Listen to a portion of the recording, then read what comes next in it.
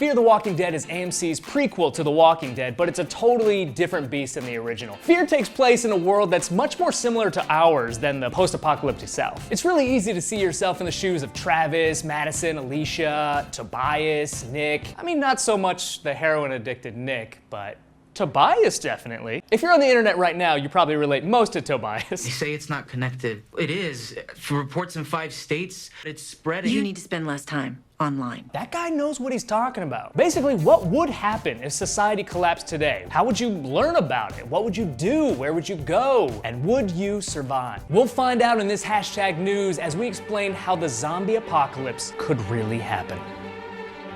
All right, I'm Drew Coolidge, and this is hashtag news. Let's really dig into the guts of Fear the Walking Dead. Warning, spoilers are ahead. We've seen zombie apocalypses taken seriously in countless movies. And of course, our own history has examples of how humanity will react in crisis situations. In Fear the Walking Dead, the zombies are real, but they haven't taken over yet. People are still going about their daily lives, and news about illness and creatures are still just kind of background noise. One of our first public zombie sightings in the show is from a grainy cell phone footage, which, let's be real, is exactly how it's gonna happen. You remember the bath salts incident in Florida in 2012? A lot of people thought that was a zombie, when actually it was just a crazed man on drugs. People would talk around the water cooler, some Reddit thread would pop up in WTF with proof. Folks talking airborne toxins, poison water, viruses. This is why everyone's staying home. The rumors you hear might very well be true, so don't just wait for the government to tell you something like Madison. Hey, if there's a problem, we're gonna know about it. The authorities would tell us. Once everybody knows, it's too late. But it wouldn't go away. There would be more and more reports of strange attacks happening around the world. Kids would be absent from school. Only 5? Did you miss a few stops? Finally, major news outlets would start reporting it, and once it went from rumor to official, shit gets real. Let's take a second here and talk about how fast something like this can spread. A paper presented to the American Physical Society stated that in a bite-based zombie outbreak, a heavily populated place like Los Angeles could fall in just 24 hours. Maybe it's time to buy a secluded cabin somewhere. People will start to go missing or go zombie really fast. First responders like police and medical personnel will be some of the first attacked in the line of duty. And millions of boyfriends around the world will finally have a reason why they're not answering their texts. Sorry, babe, I'm a zombie. You try to go find your loved ones and friends, but roads would become impossible. They didn't release him. Where's my son? I don't know. It was chaotic. You need to call the police. I'm sorry, he's gone. People without their medication would be in a world of hurt and forced to either stockpile or raid pharmacies. The looters hit pharmacies first. I mean, look at all the fun Nick is having. He's going through withdrawals while the world is collapsing outside. The apocalypse as an addict is tough. Really, anything as an addict is tough, but the apocalypse, ooh. Every basic service we know would cease or be severely limited. Trash would pile up, power would go out. Communications will fail because no one's there to manage the servers. The electrical grid will collapse for the same reason. It's all gonna go to hell. And that's what they don't get. When civilization ends, it ends fast. Tobias, you are the harbinger of the apocalypse. We'd lose communication services. The internet is way more fragile than you might think. More than 99% of global web traffic is dependent on deep sea networks of fiber optic cables that kind of blanket the ocean floor like a nervous system. Now, if these cables are disrupted and no one's around to fix it, it's only a matter of time before the system breaks down and stays down. Twitter, Google, Facebook, all gone. This really is the apocalypse. Local police are doing their best, but they're getting stretched thin. I need you to call 911. I tried. It's busy. When law and order is gone, some people try to escape and do the right thing, while other people just take advantage of the broken system to steal whatever they can. That's when the panic starts. Except this time, it isn't just panic. It's violence and panic, looting and attacking each other. It's like Black Friday, but forever, with zombies mixed in. Now, the zombie threat is established. The military is obviously going to take action. Governors in 11 states have declared a state of emergency and requested the assistance of the National Guard. All military personnel would be called for duty to attempt to restore law and order while keeping the diseased at bay. In that time, I could see martial law being declared, infected zones being locked down. Our government has published a real counter-zombie plan. That's true. It's called Complan 888811, and it was, quote, not designed as a joke.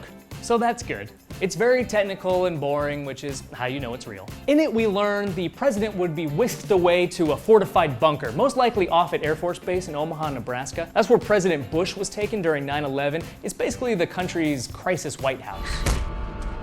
If you look at most disaster responses, like any hurricane here in the US, governments have provided shelter, food, and water to those in need.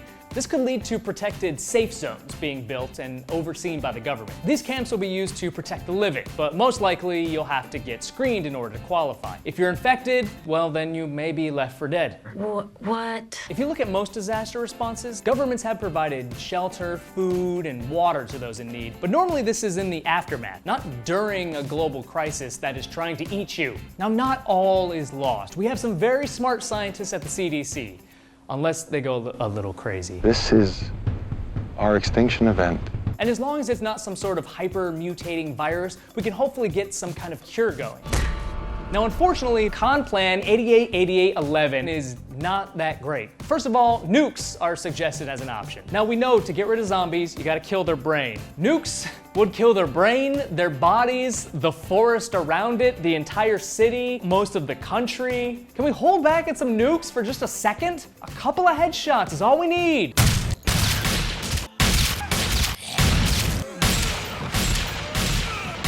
A couple million headshots.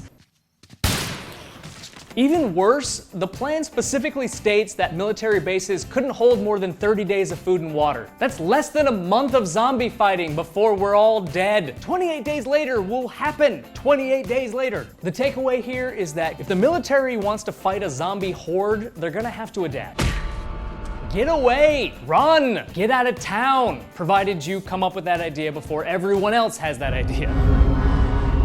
Just stash some supplies and head for the hills. No suburbs, no urban centers, just wilderness. Get away from the city. We need to get away from people. A desert? Yeah, it'll be okay there. We'll be safe. Don't forget sunscreen, guys. Hopefully this is where all of your extensive wilderness training will kick in. What's that, you don't have any? Me neither.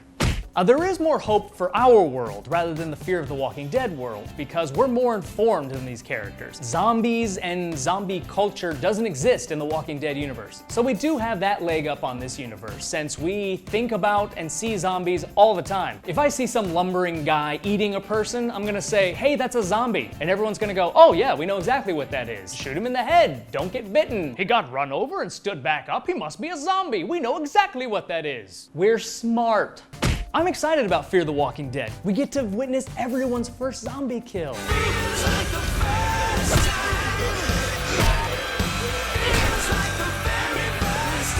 It's a special moment. Are you scared now? You should be. You should fear The Walking Dead. I have hopes AMC can pull it off. What do you guys think? Who do you think will live? Who will die in the new show? What would you do if this happened for real? Let me know in the comments and subscribe as we follow along with AMC's Fear the Walking Dead. And while the zombie apocalypse isn't real, natural disasters are. It's a good idea to prepare for them. So get an earthquake kit, watch my video about earthquakes, get another earthquake kit, etc. Me, I try to have a contingency plan for every real and make-believe disaster. Ted, quiz me. Tornado. What? Where? No! I'm not prepared! Not real. Oh, I still drank all of our emergency water.